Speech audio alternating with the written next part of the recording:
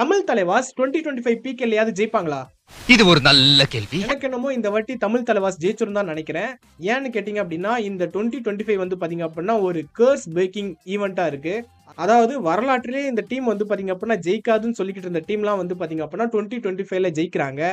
அந்த மாதிரி வந்து பாத்தீங்க அப்படின்னா ஆர்சிபி ஜெயிச்சிருக்கு, சவுத் ஆப்பிரிக்கா டீம் ஜெயிச்சிருக்கு, அண்ட் ஃபுட்பால்ல கூட வந்து பாத்தீங்க அப்படின்னா ஏதோ ஒரு டீம் ஜெயிச்சிருக்குன்னு சொல்லிட்டு நான் கேள்விப்பட்டேன். அந்த பட்டியல்ல தமிழ் தலைவாசும் ஆட் ஆவாங்களா? ஸோ இது வந்து பாத்தீங்க அப்படின்னா எனக்கு ரொம்ப நாள் ஆசை தமிழ் தலைவாஸ் வந்து இந்த வாட்டி ஜெயிக்கணும்னு சொல்லிட்டு. ஏன்னா இது வரைக்கும் பிகேஎல்ல தமிழ் தலைவாஸ் வந்து ஜெயிச்சதே கிடையாது.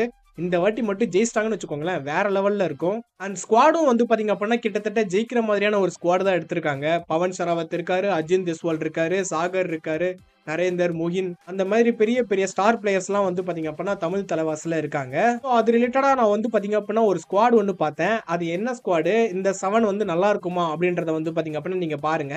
பாத்துருவோம். அண்ட் இந்த பிளேயிங் 7ல அர்ஜுன் தேஸ்வால் வந்து பாத்தீங்க அப்படின்னா சென்டர் பிளே பண்றாரு. பவன் ஷராவத், அப்புறம் ஆஷிஷ் மாலிக், முகின் ஷஃபாகி, நரேந்தர் கண்டோலா, சாகர் ராத்தி அண்ட் நிதிஷ்குமார், இவங்க எல்லாரும் வந்து பாத்தீங்க அப்படின்னா பிளே பண்ணா நல்லா இருக்கும் அப்படின்ற மாதிரி தான் என்னோட தாட்டம். ஸோ இந்த பிளேயிங் 7 பார்க்கும்போது வந்து பாத்தீங்க அப்படின்னா கண்டிப்பா நம்ம ஜெயிச்சிடலாம் அப்படின்ற மாதிரி தான் எனக்கு தோணுது. ஏன்னா பேப்பர்ல வந்து பாத்தீங்க அப்படின்னா தமிழ் தலைவாஸ் ரொம்ப ரொம்ப ஸ்ட்ராங்கா இருக்காங்க. இதுல இன்ஜுரி ஆனா கூட வந்து பாத்தீங்க அப்படின்னா நமக்கு பேக்கப் பிளேயரா விஷால் சகல், இந்த மாதிரி நிறைய பிளேயர்ஸ் வந்து பாத்தீங்க அப்படின்னா இருக்காங்க.